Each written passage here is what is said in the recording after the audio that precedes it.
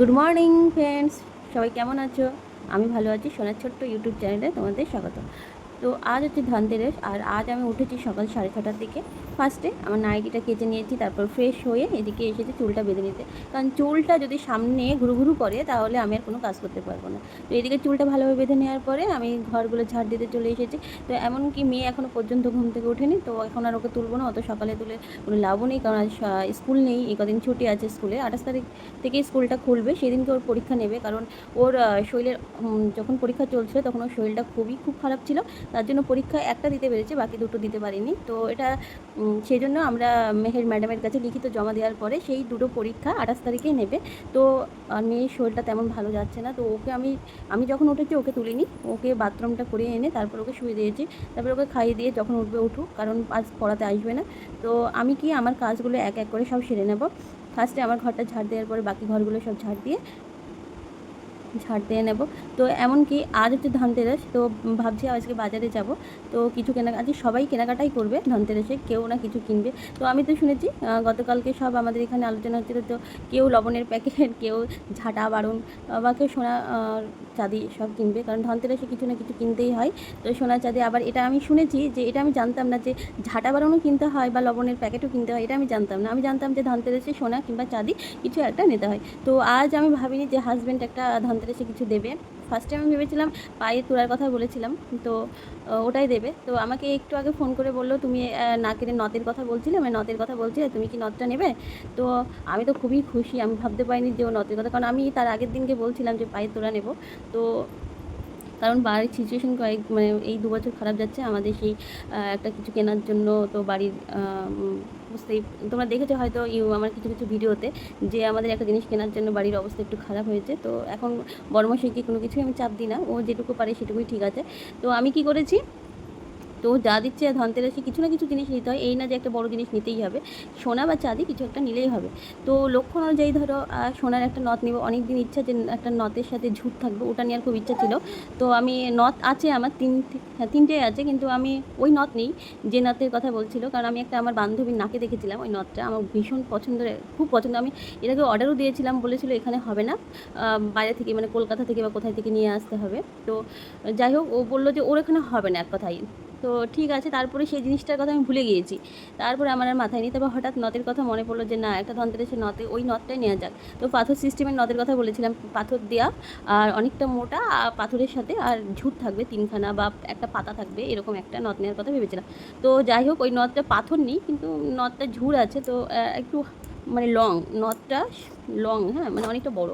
তো আমি ভাবলাম যে এই ছোটো, আমি রিং নথ ছাড়া আমি পরতে পারি না, গোল্ড নথগুলো আমি পরতে পারি না, ফুল নথগুলো পরতে পারি না।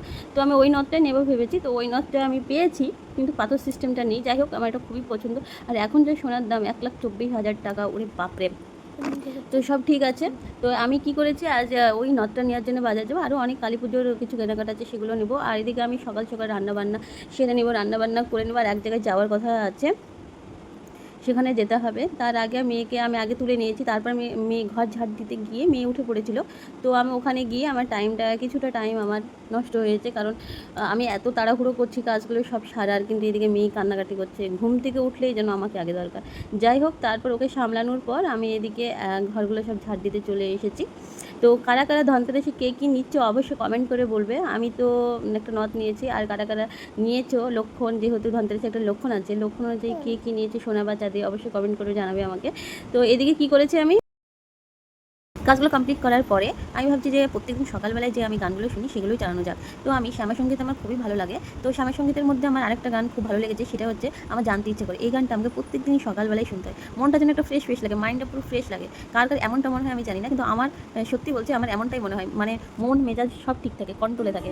তো আমি এদিকে কী করেছি, গানটা চালিয়ে দেওয়ার পরে আমি নিজে একটু চা করে খেয়ে নেবো। আর মেয়ের জন্য ধরো ওই যে একটা নতুন আমি হরলিক্স খাওয়াতাম, তো আমি ভাবলাম যে হরলিক্সটা বাদ দিয়ে আমি বর্নভিটাটা মামাকে খাওয়াবো। তো মামাকে বর্নভিটাটা খাওয়া কেমন ও রিয়াকশন করবে আমি জানি না, কারণ ও চকলেট জিনিসটা একদমই অতটাও পছন্দ করে না। আর এই বর্নভিটাটা পুরোটাই চকলেটের। তো আমি এই ওকে চকলেটের বর্নভিটাটা খাওয়াবো, বাট ও যে খাবে কি খাবে না আমি বুঝতে পারছি না। তো দেখবো ও কি খায় কি খায় না। তো সেরকম হলে এই প্যাকেটটা নেওয়ার পর আর নেবো না, অন্য যেটা খেতেও সেটাই নিতে হবে। তো আগে দেখবো ওটাও খাচ্ছি কিনা বর্নভিটাটা। তো এদিকে কী করেছি, আমি এদিকে গান চলছে, আর আমি আমার প্রত্যেকটা কাজ এক এক করে এক এক করে কাজগুলো সেরে নেব, তারপরে আমার যে সকালবেলার রান্না থাকে সেটা আমি সেরে নেব। কারণ আজ প্রত্যেক দিন সকালবেলায় আমাকে রুটিটা বানাতে হয়, আজকেও রুটিটা বানাতে হবে। কারণ কি, রুটিটা তোমাদের আগের ভিডিওতে বলেছি, রুটিটা একমাত্র শ্বশুরমশাই খায়। 6টা কিংবা 7টা আমি রুটি করি, কারণ আমার হাতের রুটি আমি খুবই ছোটো ছোটো রুটি করি, কিন্তু 6টা কিংবা 7টাই রুটি হয় কমসে কম। তো আমি ওই রুটিটা ভেজে নেব, তার সাথে কি করব, একটু পটলের ভাবছি একটু সবজি করে দেবো। তো আর আমাদের জন্য অন্য একটা তরকারি করে নেব। তো আর হচ্ছে মাম্মার তো সকালবেলা ডিম বা ডিমের পোস্ট বা ডিম পেঁয়াজ দিয়ে ভাজা ওটাই করব। তো শ্বশুরের জন্য এই যে এটা করব, পটলের একটা রেসিপি করব হালকা, দুটো লঙ্কা দিয়ে পেঁয়াজ দিয়ে অল্প একটু তরকারি করব সামান্য পরিমাণ, যাতে ওনারই হয়, বাট মানে বেছে না যায় তরকারিটা আর কি। তো ওনার জন্য করে নেবো এক এক করে। এবার আমি কী ভাবছি, আমার আগে চাটা কমপ্লিট করে নিই, কারণ আমার চাটা, আমার সত্যি বলছি, সকালবেলায় যদি আমি চা না খাই বন্ধুরা, সকালবেলা যদি আমি চা না খাই, তো আমার মনে হয় যেন আমি কিছু তো একটা খাইনি, কিছু তো একটা মিস করেছি, খেতেই হবে আমাকে। মানে এতটা চায়ের নেশা কবে কবে যে হয়ে গেল ভগবান জানে। বিয়ের আগে থাকতে আমি 3 থেকে 4 বার চা খেয়েছি, হ্যাঁ, তবে দুধ চা খেয়েছি, আমি লাল চাটা খাই না। তো কিন্তু এই শ্বশুরবাড়িতে এসে দুধ চাই আমার খুবই গ্যাস হতো, দিয়ে তারপরে আমি সে লাল চা আদা দিয়ে ওটাই খেতাম। তো ওটাই এখন ওটাই ধরে ফেলেছি, ওটাই খাই, আমাকে খেলে ওটাই খেতে হবে। দুধ চা আমাদের বাড়িতে খুবই কম হয়, মানে দুধ চায়ে প্রচণ্ড গ্যাস হয়, আমার নিজেরও একটু গ্যাস হয়, তার জন্য আমি খাই না। আর এদিকে কী করেছি, বনবিটিটা নিয়ে এসেছি গুলিয়ে দুধের মধ্যে। তো আমি মাম্মাকে বলছি সকালবেলা ঘুম থেকে উঠতে, তো ওনার যেন ঘুম যেন ভাঙেই না। এমনকি কটা বাজছে, 9:30 বাজে, তখন আমি ওকে তুলি, দিয়ে, হ্যাঁ 9:30 বাজে, তারপর তুলি। তার আগে একবার খাইয়ে দিয়েছি, দিয়ে ঘুমিয়ে দিয়েছি, দিয়ে এবার দুধটা খাইছি, কারণ সকালবেলা দুধটা কোনো মতেই ঠিকভাবে খেতে চাই না। তো আমি তার সেকেন্ডে ওকে দুধটা খাইয়ে দিয়েছি, আর এদিকে ও বলছে আমি বিছানাটা গোছাবো, তোমাকে গোছাতে হবে না। তো আমি বলছি না, আমি একটু হেল্প করি, ও শুনেই না আমার কথা, ও বলছে আমি বিছানা, আর এক এক করে বালিশগুলো নিচে ফেলে দিচ্ছে। আমি বলছি তুই বালিশগুলো আমার হাতে দে, না, ও নিজের কাজ ও নিজেকেই করতে হবে, হ্যাঁ, ও বালিশগুলো নিচে ফেলে দিবে, ও একাই আমাকে তুলে দিতে হবে, আর ওরই বিছানাটা ঠিক হবে। তো আমি বলছি তুই থাক, আমি বিছানাটা আমি গুছিয়ে নিচ্ছি, তোকে এত কাজ করতে হবে না। এদিকে কি আমি আর রুটি ভাত এগুলো সব করে নিচ্ছি। তো আর এই যে কুলেখাড়া পাতা, মাম্মাকে খাওয়াতে বলেছে কুলেখাড়ার পাতার রসটা, তো ওকে সেদ্ধ করে আমি জলটা খাওয়াই, হ্যাঁ, আর এর সাথে সাথে আমিও খাই একটু। আর এই যে দেখো বিছানাটা কমপ্লিট করেছে ও, দেখো কী সুন্দর করে গুছিয়েছে, আমার মেয়ে বড় হয়ে গিয়েছে, দারুণ হয়েছে, দারুণ। ছোটোবেলায় এরকম, ছোটো থাকতে আমিও মনে কোনোদিন বিছানা গোছাইনি এইভাবে। তো আমার মেয়ে সত্যি বলে না বাড়ির লক্ষ্মী। যাই হোক, আমরা সকালে খাওয়া দাওয়া করার পর, সবারই খাওয়া হওয়ার পর আমি এক এক করে দুপুরে কাজগুলো সব সেরে নিচ্ছি। আজ আমি ধরো সপ্তাহে একদিনই বেসিন ধুই, তো প্রত্যেক সপ্তাহে যে কোনো একদিন আমি বেসিন ধুই, তো বেসিনগুলো সব ধুয়ে নিচ্ছি এক এক করে। তো বাকি কাজগুলো সব সেরে নিব।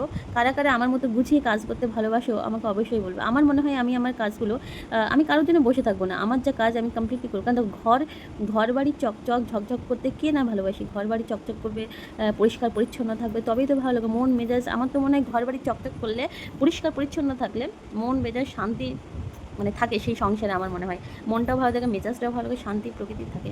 হ্যাঁ, তুমি ঘর নোংরা থাকলে আমার বাবা একটু ভালো লাগে না। কিন্তু আমার মনে হয় আমার ঘর, আমি নিজের হাতে ঘর গোছাই। আমার যা ঘর গোছানো থেকে ধোয়া, যাই বলো না কেন, মানে ধোয়া মোছা সব আমি নিজের হাতে করি। হ্যাঁ, তবে আমি একটা কথা, আমি বাইরেকার কোনো কাজই করি না। হ্যাঁ, তবে শাশুড়ি থাকাকালীন করি না, বাট না থাকাকালীন মানে সে যদি কোথাও বেড়াতে যায় বা অসুস্থ, সেই কারণে আমি তখন বাইরের কাজগুলো আমাকে করতে হয়। তো বাট আমি বাইরেকার কোনো কাজগুলোই করি না, যেমন বাইরেকার উঠোন ঝাড়টা, সরা মোছা, এগুলো আমি করি না। আমার বাড়ির ভেতরে, ঘরের ভিতরে যা যা কাজ থাকে আমি সেগুলোই করি। হ্যাঁ, তবে খুব কারণবশত আমি শরীর অসুস্থ, কিছু না পারলে তখন তো শাশুড়িকে করতে হয়। তো যাই হোক, আমি সবসময় ভাবি যে আমি নিজেকে ফিট রাখবো, সুস্থ রাখবো। হ্যাঁ, নিজের কাজগুলো আমি গুছিয়ে করতে ভালোবাসি। আমাকে মানে আমার মনে হয় যে আমার কাজগুলো করার জন্য আমার মন পছন্দ হয় না, যে কেউ যে আমার কাজ করবে সে আমার মন পছন্দ হয় না। হ্যাঁ, আমার পছন্দ হয় না কেন আমি জানি না। আমার মনে হয় যে আমার নিজের কাজ আমি নিজে পরিষ্কার পরিচ্ছন্ন করে রাখবো, তো আমার এটাই মনে হয়। তো এক এক করে সব ঘরগুলো আমি মুছে নেবো, সব ঘর আগে ফার্স্টে বেসিনটা ধুয়ে নিয়েছি, তোমরা দেখেছো। তারপরে আমি এক এক করে ঘর মুছে নেব।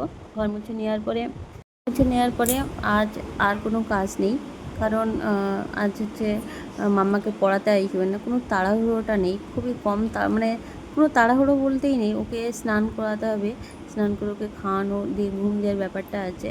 এমনকি আর যখন ওকে পড়াতে আসে তখন আমার খুবই তাড়াহুড়ো থাকে, কারণ সকালে 11টা 11:30টার মধ্যে পড়াতে আসে।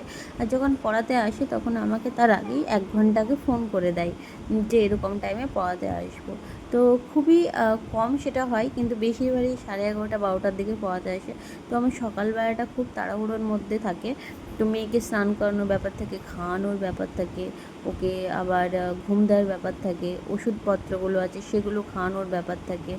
ধরো আজ সেটা নেই, আজ হচ্ছে ওকে পড়াতে আসবে না, কারণ কোথায় গিয়েছে, ঠাম্মি বললো যে কোথায় যাবে কোন দাদার বাড়িতে, তো সেই জন্য পড়াতে আসবে না। তবে আমার মনে হয় তার পরের দিনকেও পড়াতে আসবে না, 2 দিন পর পর ছুটি থাকবে। তে আমি আবার ভাবছি যে ওকে ওকে যদি বলা হয় যে পড়াতে আসবে না, তাহলে আর দুপুরবেলায় ঘুমাবে না। কারণ পড়াতে আসলে মানে পড়াবে তখনই ওর ঘুম ঘুম ভাব আসে, হ্যাঁ। তখন ও তারপর পড়ানো হয়ে গেলে তখন ওকে আমি খাইয়ে দিয়ে ঘুমিয়ে দিই। আর যেই শুনবে পড়াতে আসবেন তখন আর পড়াও হবে না, এমনকি ঘুমটাও দুপুরবেলার যাবে, মানে গায়েব। তখন ওর চোখে ঘুম আসবে না, পড়ার সময়ই ওর ঘুম আসে। যাই হোক, ওকে সেই জন্য বলিনি যে আজকে পড়াতে আসবে না, কারণ আমার বললেই দুপুরবেলা ঘুমাবে না। আর বাচ্চাদের পক্ষে দুপুরবেলায় ঘুমানোটা অত্যন্ত মানে শরীরের পক্ষে খুবই ভালো, কারণ দুপুরবেলায় ঘুমটা আমার মনে হয় দুপুরবেলা ঘুমালে শরীরটা ফিট থাকে, হ্যাঁ। কিন্তু আমার মেয়ে দুপুরবেলা একদম ঘুমাতে চায় না। এদিকে কি আমি দুপুরবেলায় মানে ঘুমিয়েছিলাম, আমি ওকে ঘুম দেওয়ার পর ঘুমিয়ে গিয়েছিলাম, আমি স্নান করে এসে আমি ওকে ঘুম দিয়ে সেই ভিডিওটা করতে পারিনি। আর যে ধনতেরাসে সেই নাকেরটা নিয়েছি, কিন্তু এই নথটা দেখো অনেকটা লং হয়ে গেছে, নথটা মানে অনেকটা লং হয়ে গেছে। তো আমি ভাবলাম যে আবার রিটার্ন দেবো, থাক রিটার্ন আর দেবো না। এখানে পরার জন্য নথটা ছিল, নাকের এই যে মাঝে পরার জন্য, তো আমার বরমাসে আবার পছন্দ করে না, তো আমি সেজন্য ওখানে আর নাকটা পুরাবো না। তো ওই যেখানে আছে সেখানে নাকেরটা পরে নেবো। আর এই যে চুল কেটেছি, দেখো চুলের অবস্থা কি, আমি যে স্ট্রেটনিং করার পর ফেসে গিয়েছি, হ্যাঁ। স্ট্রেটনিং কেউ করে হাই রে, যখন নতুন নতুন করে স্ট্রেটনিং তখন খুব ভালো লাগে, বাট তারপরে আর যত মাস যাবে স্ট্রেটনিংটাও মানে আস্তে আস্তে মানে আস্তে আস্তে চলে যাবে। আর স্ট্রেটনিং করলে ভালো লাগে না, নতুন নতুন খুবই ভালো লাগে, পরে আস্তে আস্তে চুলটা একদমই ধ্বংসের দিকে চলে যায় আমার মনে হয়। আর এই যে নথের পরে আমাকে কেমন লাগছে অবশ্যই কমেন্ট করে বলবে। আর আমি এই যে রেডি হয়ে বাজারে চলে এসেছি, ফার্স্ট এসেছি অ্যাকোরিয়ামের ঘরে, মাছের খাবার নিতে হবে, আর মেয়ের বাড়ি একটা মাছ নেব। যখনই মাছের খাবার নিতে আসবো না কিনা, ওকে মাছ নিতেই হবে, হ্যাঁ। ওকে মাছ নিতেই হবে, ওর জন্য পছন্দই হচ্ছে না কোন মাছটা নেবে, হ্যাঁ। আমি বলছি তুই মাছগুলো, আমাদের অ্যাকোরিয়ামের মাছগুলো বড় হয়ে গেছে, তুই ছোটো মাছ নিস না, ছোটো মাছ নিলে ওই যে বড় যে মাছগুলো আছে ওই ছোটো মাছগুলোকে খেয়ে নেবে, তখন কেনা না কেনা সে সমান কথা, টাকাটা তো সব চলে যাবে। তুই নিলে বড় মাছ। তারপর ওকে বুঝিয়ে সুঝিয়ে আমি একটা ওকে বড় মাছ কিনে দিলাম, শার্ক মাছ। তো ওই শার্ক মাছগুলো মানে বড় হয়, তো আমাদের বাড়িতে যখন একটা শার্ক মাছ নিয়েছিল, দুটো জোড়া, একটা সাদা একটা কালো, সেই মাছটা সাদাটা মারা গেছে, কালোটা ছিল অনেকটা বড় হয়ে গেছে। তো এদিকে কি মাছ কিনে ওকে একটা বলো ঘুগনি খাবো, তো আমি ওকে ঘুগনি আর হচ্ছে আমরা যাওয়ার সময় কিছু সিঙ্গাড়া কিনে বাড়ি গিয়েছি। আর এই যে দেখো কেউ না কেউ এই যে ঝাঁটা বারুন কিনে নিয়ে যাচ্ছে, দেখেছো।